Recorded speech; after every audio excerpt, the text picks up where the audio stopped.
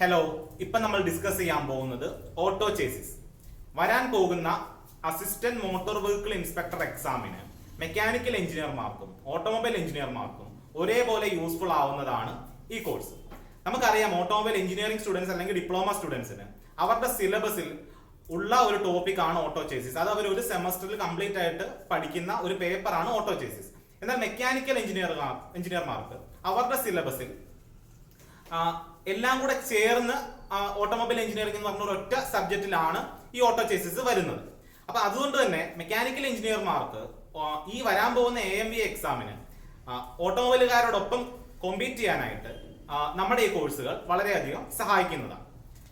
Okay, നമുക്ക് സബ്ജക്റ്റിലേക്ക് കടക്കാം.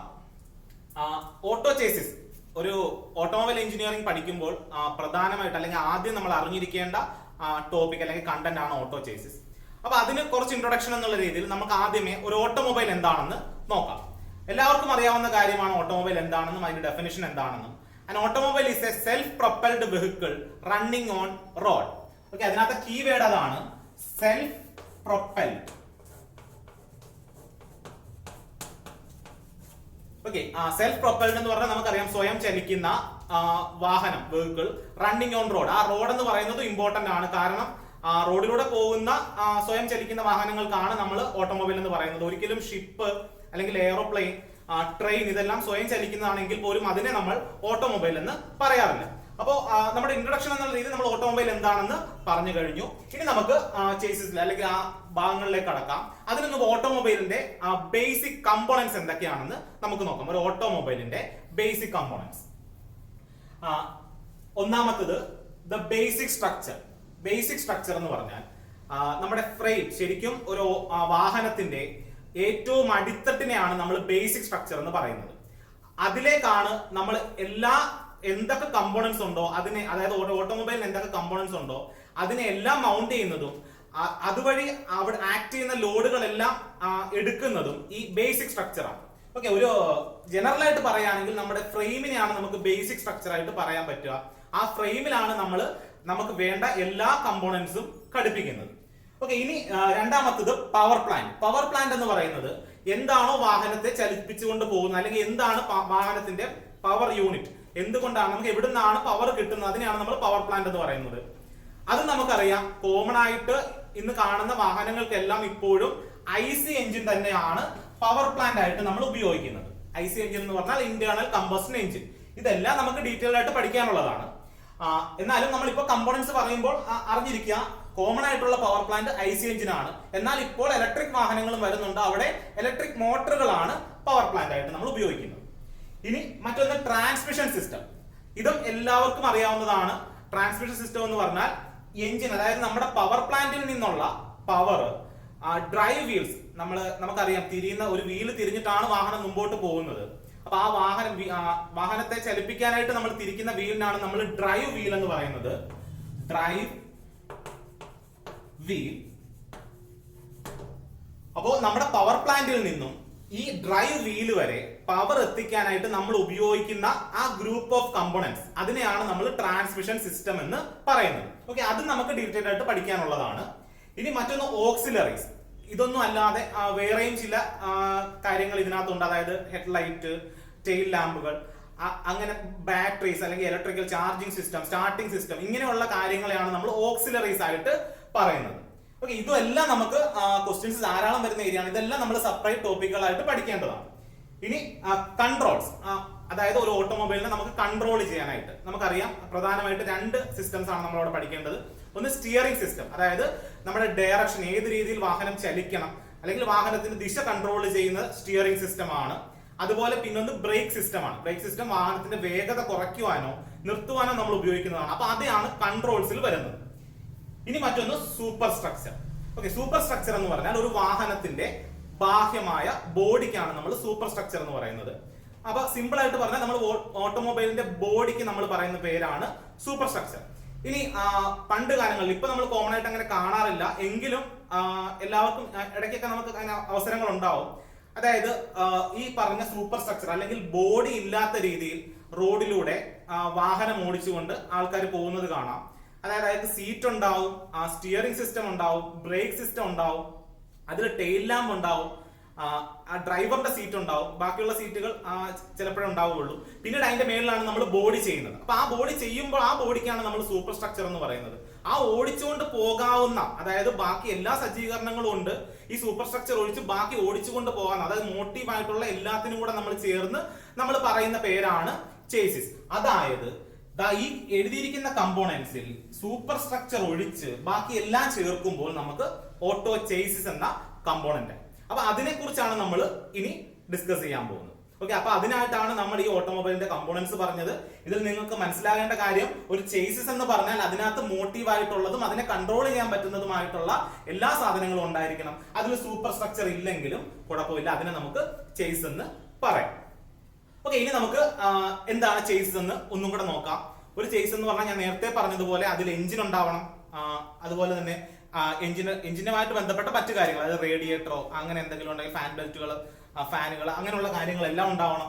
അതേപോലെ ട്രാൻസ്മിഷൻ സിസ്റ്റം, അതുമായിട്ട് ബന്ധപ്പെട്ട കാര്യം, അതായത് gear box, clutch, propeller shaft, rear axles, ഇതെല്ലാം നമ്മൾ അതിൽ മൗണ്ട് ചെയ്യുന്നതാണ്. അതുപോലെ ബ്രേക്സ്, സ്റ്റിയറിംഗ് സിസ്റ്റം, ഇതെല്ലാം നമ്മൾ നേരത്തെ പറഞ്ഞതാണ്. Wheels, suspension system, fuel tank, ഇനി എന്തൊക്കെയാണ് നമ്മൾ ആ ഫ്രെയിമിൽ മൗണ്ട് ചെയ്യുന്നത്, സെൽഫ് മോട്ടീവ് ആക്കാനായിട്ട് എന്തൊക്കെ വേണോ, ബോഡി ഒഴിച്ച് എന്തൊക്കെ വേണോ, അങ്ങനെയുള്ളതെല്ലാം മൗണ്ട് ചെയ്യുമ്പോൾ നമ്മൾ അതിനെ ചേസ് എന്ന് പറയും. ഇതെല്ലാം മൗണ്ട് ചെയ്യുന്നത് ഒരു ഫ്രെയിമിലാണ്. എല്ലാം മൗണ്ട് ചെയ്യുന്നത് ഒരു ഫ്രെയിമിലേക്കാണ്. ആ ഫ്രെയിമിനെയാണ് നമ്മൾ എന്ത് പറഞ്ഞിരുന്നത്, ബേസിക് സ്ട്രക്ചർ എന്ന് പറയുന്നത്. അപ്പോൾ ബേസിക് സ്ട്രക്ചർ ഇപ്പോ എന്താണെന്ന് എല്ലാവർക്കും ക്ലിയർ ആയെന്ന് വിചാരിക്കുന്നു. ബേസിക് സ്ട്രക്ചർ എന്ന് പറഞ്ഞാൽ നമ്മുടെ ഫ്രെയിം, ആ ഫ്രെയിമിലേക്കാണ് നമ്മൾ ഈ പറഞ്ഞ മോട്ടീവ് ആക്കാൻ വേണ്ടുന്ന എല്ലാ കാര്യങ്ങളും നമ്മൾ ഘടിപ്പിക്കുന്നത്. ഇതിൽ തന്നെയാണ് സൂപ്പർ സ്ട്രക്ചറും നമ്മൾ മൗണ്ട് ചെയ്ത് വെക്കുന്നത്. ഓക്കെ, അപ്പൊ അതുകൊണ്ടാണ് ഒരു ഓട്ടോമൊബൈലിന്റെ ബേസിക് സ്ട്രക്ചർ ആയിട്ട് നമ്മൾ ഫ്രെയിമിനെ പറയുന്നത്. ഓക്കെ, ഇനി നമുക്ക് ഇതിനകത്ത് എക്സാം പോയിന്റ് ഓഫ് വ്യൂവിൽ ഇമ്പോർട്ടന്റ് ആയിട്ടുള്ള കുറച്ച് കാര്യങ്ങളാണ് ഇനി ഉള്ളത്. അതായത് ക്ലാസിഫിക്കേഷൻ ഓഫ് ചേസിസ്, ചേസിസിനെ നമുക്ക് എങ്ങനെ ക്ലാസിഫൈ ചെയ്യാന്നുള്ളത്. ഒന്നാമത്തത് based on chassis Leh out. അപ്പൊ ഞാൻ ഇത് സിമ്പിൾ ആയിട്ട് ചേസിസ് ലേ ഔട്ട് എന്ന് എഴുതിയെന്നേ ഉള്ളൂ. ശരിക്കും ചേസിസ് ലേ ഔട്ട് എന്ന് പറഞ്ഞാൽ എങ്ങനെ നമ്മൾ ചേസിന്റെ സ്പേസ് യൂട്ടിലൈസ് ചെയ്യുന്നു, എവിടെ നമ്മൾ എഞ്ചിൻ മൗണ്ട് ചെയ്യുന്നു, അതിനെ ബേസ് ചെയ്തിട്ടാണ് ഈ ക്ലാസിഫിക്കേഷൻ. വളരെ ഇമ്പോർട്ടന്റ് ആണ്, എല്ലാവരും ശ്രദ്ധിക്കുക. ഞാൻ ഇപ്പൊ പറഞ്ഞത് ഒന്നുകൂടെ പറയുന്നു. അതായത് എങ്ങനെ നമ്മൾ എത്രത്തോളം ചേസിന്റെ സ്പേസ് യൂട്ടിലൈസ് ചെയ്യുന്നു, അല്ലെങ്കിൽ എങ്ങനെ നമ്മൾ എഞ്ചിൻ മൗണ്ട് ചെയ്യുന്നു, ഇതിനെ ബേസ് ചെയ്തിട്ടാണ് ഈ classification of chassis based on chassis Leh out. 3 classification ആണ് നമുക്കുള്ളത്. ഒന്നാമത്തേത് conventional control chassis, conventional control chassis. രണ്ടാമത്തേത് സെമി ഫോർവേഡ് കൺട്രോൾ ചേസിസ്. മൂന്നാമത്തേത് ഫുള്ളി ഫോർവേഡ് കൺട്രോൾ ചേസിസ്. അപ്പൊ 3 ക്ലാസിഫിക്കേഷൻ ആണ്. ഒന്നാമത്തേത് കൺവെൻഷണൽ കൺട്രോൾ ചേസിസ്, രണ്ടാമത്തേത് സെമി ഫോർവേഡ് കൺട്രോൾ ചേസിസ്, മൂന്നാമത്തേത് ഫുള്ളി ഫോർവേഡ് കൺട്രോൾ ചേസിസ്. എന്തൊക്കെയാണെന്ന് നമുക്ക് നോക്കാം. എല്ലാവർക്കും പഠിച്ചു കഴിഞ്ഞാൽ തെറ്റിപ്പോകുന്ന ഒരു ഏരിയ ആണ്. അപ്പൊ ഒന്നുകൂടെ ശ്രദ്ധിക്കുക. കൺവെൻഷണൽ കൺട്രോൾ ചേസിസ്, അതായത് നമ്മുടെ പണ്ട് കുറെ നാൾ മുമ്പ്, അതായത് ഇപ്പൊ കാണുന്ന ടിപ്പറുകളല്ല, അതിന് മുമ്പ് കുറച്ച് നാൾ മുമ്പ് ഉണ്ടായിരുന്ന ടിപ്പറുകൾ, ആ ടിപ്പറുകൾ നമ്മൾ ശ്രദ്ധിച്ചാൽ മതിയാവും. അതായത് നമ്മുടെ എഞ്ചിൻ എന്ന് പറയുന്നത് ഡ്രൈവർ ക്യാബിന്റെ പുറത്താണ്. നമ്മളിപ്പോ സാധാരണ കാണുന്ന കാറുകളൊക്കെ തന്നെ ചിന്തിച്ചാൽ മതി, സെലൂൺ ആ ടൈപ്പ്. അതായത് നമ്മൾ കാണുന്ന കാർ നമ്മുടെ ഡ്രൈവേഴ്സ് ക്യാബിന്റെ പുറത്ത്, അതായത് ഫ്രണ്ടിൽ ബോണറ്റിന്റെ അകത്താണ് എഞ്ചിൻ ഉള്ളത്. അതായത് ഡ്രൈവേഴ്സ് ക്യാബിൻ കഴിഞ്ഞ് കുറച്ച് ഫ്രണ്ടിലേക്ക് മാറ്റിയിട്ടാണ് നമ്മൾ എഞ്ചിൻ വെക്കുന്നത്. അപ്പോൾ അങ്ങനെയുള്ള ട്രക്കുകൾ ചിന്തിച്ച് നോക്കുക, അല്ലെങ്കിൽ ബസ്സുകൾ ചിന്തിച്ച് നോക്കുക. പണ്ട് കാലത്തെ ബസ്സുകളല്ല, അതായത് ഇപ്പോൾ നമുക്ക് ഒബ്സിലീറ്റ് ആണ്, അങ്ങനത്തെ ബസ്സുകൾ ഇപ്പൊ കാണാൻ കിട്ടില്ല. പഴയ സിനിമകളിലൊക്കെ നമ്മൾ ബ്ലാക്ക് ആൻഡ് വൈറ്റ് സിനിമകളിലൊക്കെ ബസ് നോക്കിയാൽ കാണാൻ പറ്റും. അവിടെ ഈ ഡ്രൈവേഴ്സ് ക്യാബിന്റെ പുറത്തായിരുന്നു നമ്മൾ എഞ്ചിൻ മൗണ്ട് ചെയ്തിരുന്നത്. അങ്ങനെയുള്ള എഞ്ചിൻസ് അല്ലെങ്കിൽ അങ്ങനെയുള്ള ചേസിസ് ലേഔട്ടിനാണ് നമ്മൾ കൺവെൻഷണൽ കൺട്രോൾ ചേസിസ് എന്ന് പറയുന്നത്. അതായത് ഡ്രൈവേഴ്സ് ക്യാബിന്റെ ഫ്രണ്ടിലായിട്ടാണ് നമ്മൾ എഞ്ചിൻ മൗണ്ട് ചെയ്യുന്നത്. അതിനെ നമ്മൾ കൺവെൻഷണൽ കൺട്രോൾ ചേസിസ് എന്ന് പറയും. ഇനി രണ്ടാമത്തെ ഒരു classification semi forward control chassis.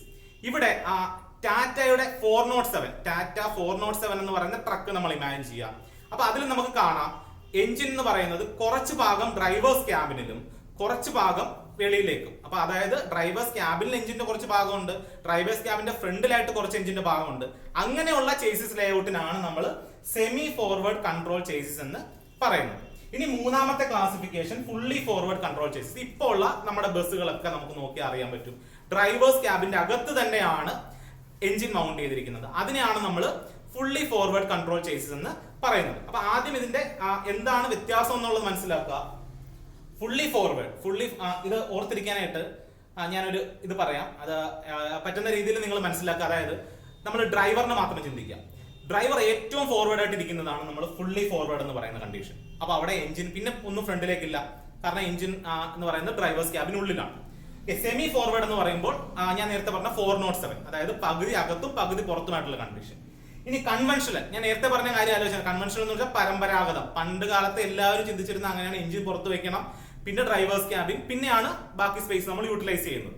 Okay, അങ്ങനെയുള്ളതിനാണ് നമ്മൾ കൺവെൻഷണൽ കൺട്രോൾ ചേസിസ് എന്ന് പറയുന്നത്. ഇതാണ് ഇത് തമ്മിലുള്ള വ്യത്യാസം, അത് ആദ്യം മനസ്സിലാക്കുക. ഇനി ഇതിനകത്ത് ചോദിക്കാൻ സാധ്യതയുള്ളത് കംപ്ലീറ്റ് യൂട്ടിലൈസേഷൻ ഓഫ് സ്പേസ് നടക്കുന്നത് ഏത് ചേസിസ് ലേഔട്ടിലാണെന്ന് ചോദിക്കും. അപ്പോൾ ഉറപ്പായിട്ടും അവിടുത്തെ answer fully forward control chassis ആണ്. ഇനി ചോദിക്കാനുള്ളത് എഞ്ചിൻ ഡ്രൈവേഴ്സ് ക്യാബിനിൽ തന്നെ മൗണ്ട് ചെയ്തിരിക്കുന്ന ചേസിസ് ലേഔട്ട് ഏതാണെന്ന് ചോദിക്കും. അപ്പോഴും ആൻസർ ഫുള്ളി ഫോർവേഡ് തന്നെയാണ്. ഇനി എഞ്ചിൻ ഡ്രൈവേഴ്സ് ക്യാബിന്റെ വെളിയിലായിട്ട് ഫ്രണ്ടിൽ സെറ്റ് ചെയ്ത് വെച്ചിരിക്കുന്ന ലേഔട്ടിന് നമ്മൾ കൺവെൻഷണൽ കൺട്രോൾ ചേസിസ് എന്ന് പറയും.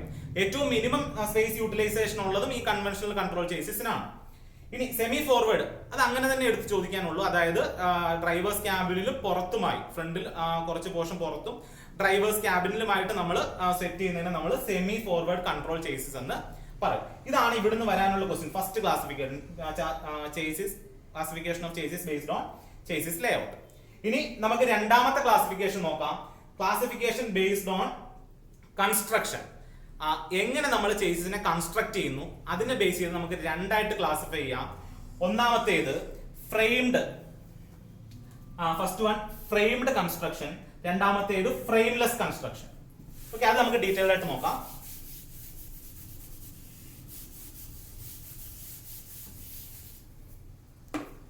First one frame. ഞാൻ നേരത്തെ പറഞ്ഞതുപോലെ നമ്മൾ സെപ്പറേറ്റ് ആയിട്ട് പ്രസ്ഡ് സ്റ്റീൽ ഫ്രെയിമുകൾ നമ്മൾ ഉപയോഗിക്കും. പ്രസ്ഡ് സ്റ്റീൽ ഫ്രെയിം നമ്മൾ ഉപയോഗിക്കും. ഈ ഫ്രെയിം സെപ്പറേറ്റ് ആയിട്ട് ആദ്യമേ നമ്മൾ മോൾഡ് ചെയ്ത് ഉണ്ടാക്കിയെടുക്കുന്നതാണ്. അതിലേക്ക് നമ്മൾ ഞാൻ നേരത്തെ പറഞ്ഞ പോലെ ഓരോ കമ്പോണൻസും, അതായത് ട്രാൻസ്മിഷൻ സിസ്റ്റം ആണെങ്കിലും സൂപ്പർ സ്ട്രക്ചർ എല്ലാം നമ്മൾ പിന്നീട് കൊണ്ടുവരികയാണ്.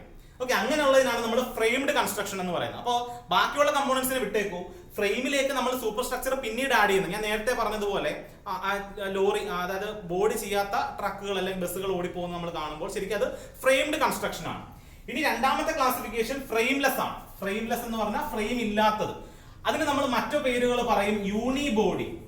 അതായത് സൂപ്പർ സ്ട്രക്ചറും ബേസിക് സ്ട്രക്ചറും ഒരുമിച്ച് നമ്മൾ കാസ്റ്റ് ചെയ്തെടുക്കുക അല്ലെങ്കിൽ മോൾഡ് ചെയ്തെടുക്കുന്നതിനാണ് നമ്മൾ യൂണി ബോഡി കൺസ്ട്രക്ഷൻ എന്ന് പറയുന്നത്. ഇപ്പോൾ കൂടുതലായിട്ടും കാറുകൾക്ക് നമ്മൾ ചെയ്യുന്നത് യൂണി ബോഡി കൺസ്ട്രക്ഷൻ ആണ്. ഇതിന്റെ മറ്റൊരു പേരും കൂടി ഓർത്തിരിക്കുക, മോണോകോക്ക്. മോണോകോക്ക് കൺസ്ട്രക്ഷൻ എന്ന് നമ്മൾ പറയാറുണ്ട്. അതും യൂണിബോഡിന്റെ മറ്റൊരു പേരാണ് മോണോകോക്ക് അല്ലെങ്കിൽ യൂണിറ്ററി ബോഡി കൺസ്ട്രക്ഷൻ എന്നൊക്കെ നമ്മൾ പറയാറുണ്ട്. അവിടെ സൂപ്പർ സ്ട്രക്ചറും അതുപോലെ തന്നെ ബേസിക് സ്ട്രക്ചറും ഒരുമിച്ച് നമ്മൾ അല്ലെങ്കിൽ ഉൽപ്പാദിപ്പിച്ചെടുക്കുകയാണ്. അങ്ങനെയുള്ള കൺസ്ട്രക്ഷൻ ആണ് നമ്മൾ യൂണി ബോഡി കൺസ്ട്രക്ഷൻ എന്ന് പറയുന്നത്. അപ്പൊ മാസ് പ്രൊഡക്ഷൻ വേണ്ട സ്ഥലത്ത് നമ്മൾ ഉപയോഗിക്കുന്നത് യൂണി ബോഡി കൺസ്ട്രക്ഷൻ ആണ്. ചെറിയ കാറുകളിലെല്ലാം നമ്മൾ ഉപയോഗിക്കുന്നത് യൂണി ബോഡി കൺസ്ട്രക്ഷൻ ആണ്. അതായത് താഴെ ബേസും അതുപോലെ തന്നെ റൂഫും കൂടി നമ്മൾ പല പാനൽസ് ഉപയോഗിച്ച് ജോയിൻ ചെയ്ത് വെക്കുന്നതിനാണ് നമ്മൾ യൂണി ബോഡി കൺസ്ട്രക്ഷൻ എന്ന് പറയുന്നത്. ഓക്കെ, ഇതിലേക്കാണ് നമ്മൾ ബാക്കിയുള്ള നമ്മുടെ നേരത്തെ പറഞ്ഞതുപോലുള്ള കമ്പോണൻസ് എല്ലാം ആഡ് ചെയ്യുന്നത്. അപ്പോൾ രണ്ട് ടൈപ്പാണ് ബേസ്ഡ് ഓൺ കൺസ്ട്രക്ഷൻ, ഒന്ന് ഫ്രെയിംഡും ഒന്ന് ഫ്രെയിംലെസ് കൺസ്ട്രക്ഷനും. ഇനി ഇതിനകത്ത് ചോദിക്കാൻ, അതായത് യൂണി ബോഡിയിൽ ചോദിക്കാൻ സാധ്യതയുള്ള ഒരു ക്വസ്റ്റ്യനും കൂടെ പറയാം. Crumbling zone. ക്രംബ്ലിംഗ് സോൺ എന്ന് പറഞ്ഞാൽ നമുക്കറിയാം ആക്സിഡന്റ്സിനെതിരെ പാസഞ്ചർ സേഫ്റ്റി, അതായത് പാസഞ്ചറിന് അപകടം പറ്റാതിരിക്കാൻ അപകടം പറ്റാതിരിക്കാനുള്ള സാധ്യതയുള്ളത് ഈ യൂണി ബോഡിയിലാണ്. കാരണം അതിനകത്ത് ക്രംബ്ലിംഗ് സോണുകൾ ഉണ്ടാവും. അതായത് ഒരു ഇടി ഇടിക്കുമ്പോൾ സ്പ്രിങ് പോലെ അല്ലെങ്കിൽ അത് ചുരുങ്ങിപ്പോവും. അതുകൊണ്ടാണ് നമ്മൾ അതിനെ യൂണി ബോഡി കൺസ്ട്രക്ഷൻ എന്ന് പറയുന്നത്. നേരെ മറിച്ച് ഫ്രെയിംഡ് ആണെങ്കിൽ ഒരൊറ്റ ലിവർ നേരെ ഫ്രണ്ടിലോട്ട് ഉണ്ടാവും. അപ്പൊ നമ്മുടെ കൊളീഷന്റെ ഇമ്പാക്ട് ഈ ഫ്രെയിം വഴി നേരെ പാസഞ്ചറിലേക്കും അല്ലെങ്കിൽ ആ വാഹനത്തിലേക്ക് മുഴുവനായിട്ടും എത്താൻ സാധ്യതയുണ്ട്. നേരെ മറിച്ച് യൂണി ബോഡി അല്ലെങ്കിൽ മോണോകോക്ക് കൺസ്ട്രക്ഷനിലാണെങ്കിൽ അവിടെ ക്രംബ്ലിംഗ് സോൺസ് ഉണ്ട്. അപ്പോൾ നമ്മുടെ ഈ ഇടിയുടെ ഇമ്പാക്റ്റിൽ ഈ ക്രംബ്ലിംഗ് സോൺസ് ചുരുങ്ങുകയും നമ്മുടെ ഇമ്പാക്ട്, അതായത് പാസഞ്ചറിൽ എത്തുന്ന അല്ലെങ്കിൽ ഡ്രൈവേഴ്സ് ക്യാബിനിൽ എത്തുന്ന ഇമ്പാക്ട് കുറയ്ക്കാൻ നമുക്ക് സാധിക്കുകയും ചെയ്യും. അപ്പോൾ യൂണി ബോഡിയുടെ അഡ്വാൻറ്റേജ് ആയിട്ട് നമ്മൾ പറയേണ്ടത് ഒന്ന് ഈ പറഞ്ഞതുപോലെ സേഫ്റ്റി കൂടുതൽ യൂണി ബോഡിക്കാണ്, മാസ് പ്രൊഡക്ഷൻ ഈസി ആക്കുന്നത് യൂണി ബോഡിക്കാണ്. അപ്പൊ ഇത്രയും കാര്യങ്ങൾ ഈ പറഞ്ഞ പോർഷനിൽ നമ്മൾ ഓർത്തിരിക്കുക. ഇനി നമുക്ക് പഠിക്കാനുള്ളത് ഫ്രെയിംസിനെ കുറിച്ചാണ്. ഓട്ടോ ചേസിസിലെ ഫസ്റ്റ് പോർഷൻ, നമ്മുടെ സിലബസിലെ ഫസ്റ്റ് പോർഷൻ ഫ്രെയിംസിനെ കുറിച്ചാണ്. ഫ്രെയിംസ് എന്താ നമ്മൾ പറഞ്ഞു. ഇനി നമുക്ക് ഫ്രെയിംസിൽ വരാൻ സാധ്യതയുള്ള ക്വസ്റ്റ്യൻസ് ആണ് കാണേണ്ടത്.